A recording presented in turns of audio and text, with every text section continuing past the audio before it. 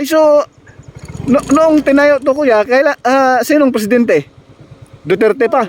Duterte. Duterte pa. Oo. Tapos hanggang ngayon. Bali, sana, ang congressman nun ay Vilma Santos eh. Kasi matagal ng design nito eh. Pero nasimulan talaga pagtrabaho kuya? Sinong pangulo? Di si Duterte inabot sa kanya. Duterte na nag-start. Bale. Okay.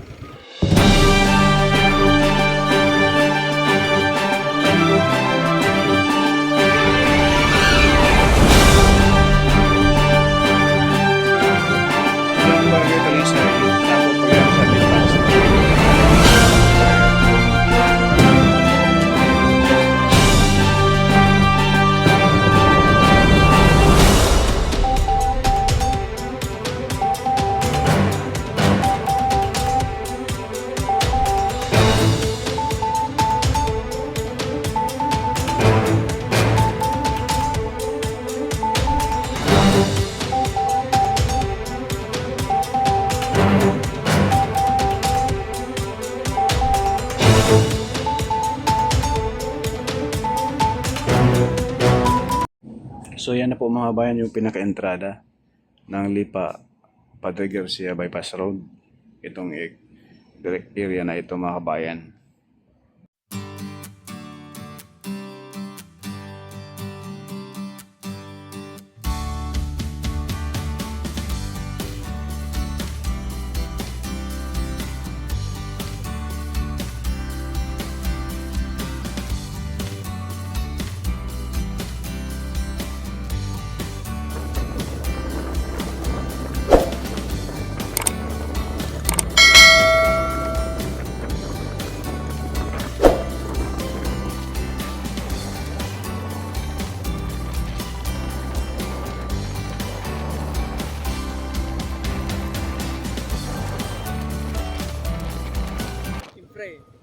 Nung mabuksan ni panahon ni Duterte, pero yan Opo.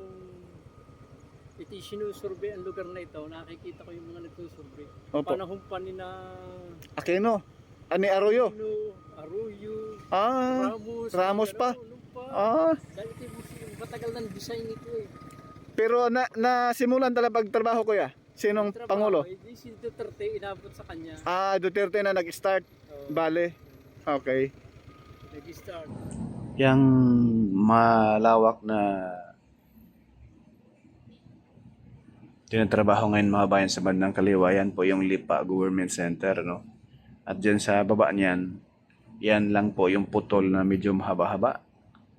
Halos 100 meters lang naman mga kabayan. Ang hindi pa na semento, yung ibaba natin. Pwede rin siyang madaanan ng mga 4 wheels dyan. Pero kapag umulan mga bayan, hindi po madaanan dahil maputik po yan yung baba natin. Kaya yung mga motorista, kung maulan, wag na lang po kayong dumaan rin kahit motor, no? Diyan sa baba. Pero pag matapos na po yan mga bayan, ay napakahayahay na yung biyahe. Itong baba mga kabayan, nahuli sa pagsimento ito dahil po sa right of way, hindi magkaunawaan sa may-ari ng lupa kaya na-delay.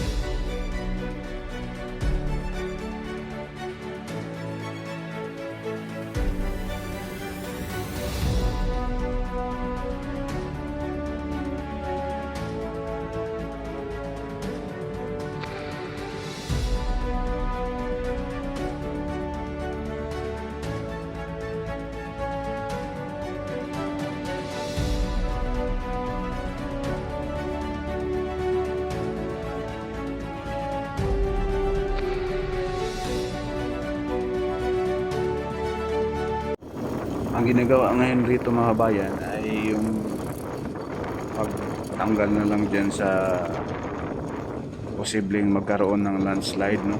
Pinalawakan nila mga kabayan para safe na rin po sa mga motorista. Dahil matarik yung bundok dito mga bayan at bukod pa dyan sa matarik, malalaki yung bato.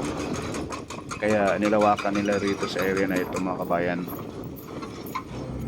Maiksi na lang po yung mga kabayan, wala nang mga siguro 100 meters na lang ang doon sa bandang entrada, no, malapit doon sa Lipa area sa may barangay Talisay. Mga 100 meters na lang ang hindi nalatagan ng semento yung binabaklas kanina. Dito sa area, sementado na to rito mga kabayan. Ang problema lang yung bundok, tinitibag pa rin nila dyan dahil po sa posibleng magkaroon ng landslide. Kaya para nila ng husto para safe naman po yung mga motorista na dumadaan. Delikado po kasi pag magkaroon ng landslide, may mga dumadaan, posibleng matamaan, no? Sa lahat ng uri ng four wheels mga bayan, pwede na dumaan rito. Pero doon sa area ng malapit doon sa Barangay Talisay ay kapag umulan, medyo mahirap daanan kahit motor. Pero pag ganitong panahon, pwede dumaan rito dahil walang putik. Pero pag matapos na po yun doon area mga bayan, pero ingit pa rin sa pagdaan rito dahil mabuhangin pa. May mga buhangin pa dyan sa mismong simentado na. Ayan po, dito sa area simentado na ito mga bayan. Medyo nabalot lamang ng mga buhangin. Kaya nga dahil sa pag-construct nga dyan sa gilid, pinalapara nila.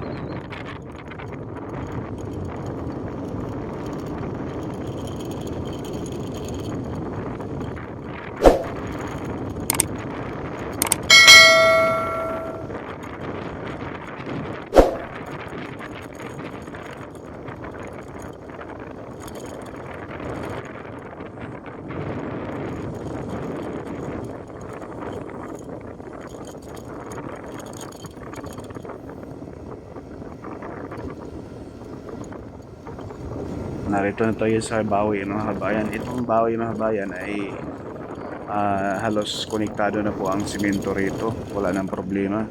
Hanggang doon na yan sa mismong Padre Garcia. Wala nang problema rito mga kabayan. Ngayon, palipad muna tayo ng drone para makita na ninyo yung dyan sa baba, sa Barangay Bawi, no?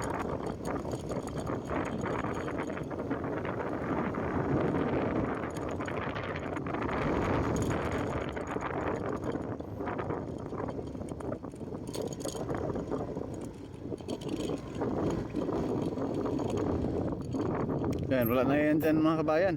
Hanggang dito na lang muna tayo. Ayan, oh. Tapos na yan dyan eh. Hanggang dito. Mula dito hanggang doon sa bundok. Yan.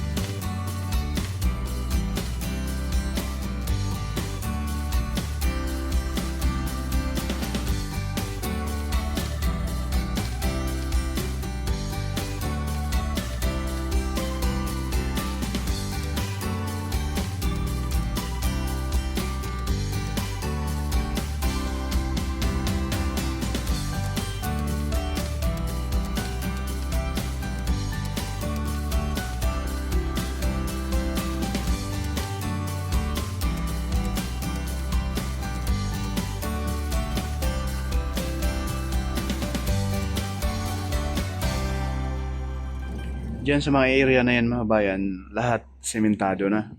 Yun nga, yung medyo may putol pa doon sa Barangay Talisay area, halos 2 dipa lang yung putol doon. And then pagkalampas sa Lipa Government Center, yun ang medyo mahaba-haba, yung matarik.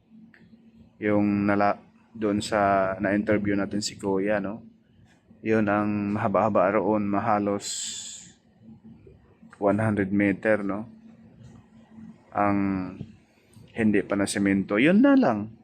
Hanggang dito sa kinaroroonan natin, sa malapit na po tayo rito sa may Barangay Bawi, ay ano na siya, sementado na lahat. Wala nang problema mga kabayan.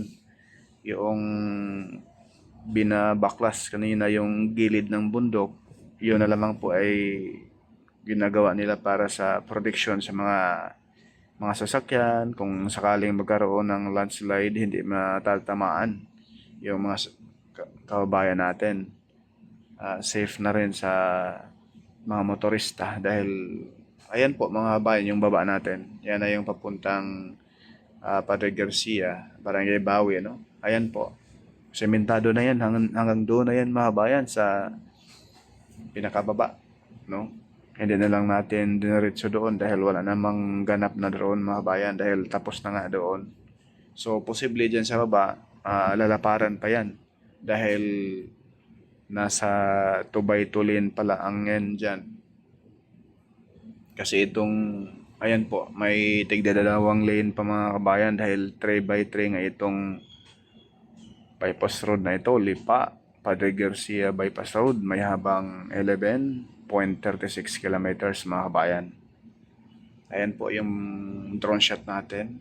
Ayan, mula rito hanggang doon sa pinaka Padre Garcia ay simentado na siya. So dito sa paakyat natin sa bundok, under construction na lang yung pagpa-widening, no? Binabaklas na nilang yung mga bato doon sa taas ng bundok para ligtas ang motorista.